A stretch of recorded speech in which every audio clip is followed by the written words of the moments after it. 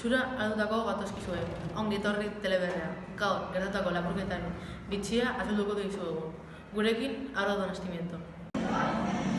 Bai, hementsa aurkitzen gara ekialdean. Pasaren ostiralean gertatutakoaz ohartzeko. Eskerrak segurtasun kameraz daudela.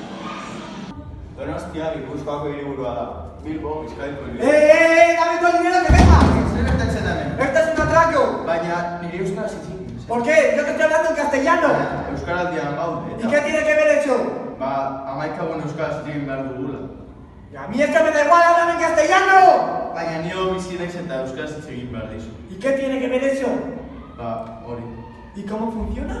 Ba, bueno, zu adibidez, belarri prest bazara, zu beste pertsonei euskaraz hitz egin behar diozu, baina, barkatu.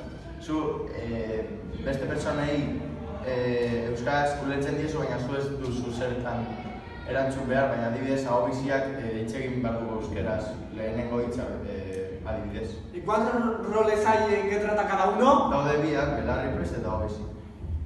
¿Cómo? ¿Viciado? ¿Has dicho? Ez, ahobizi. Ahobizi. Ahobizi, no viciado. Hori da. ¿Y cómo funciona?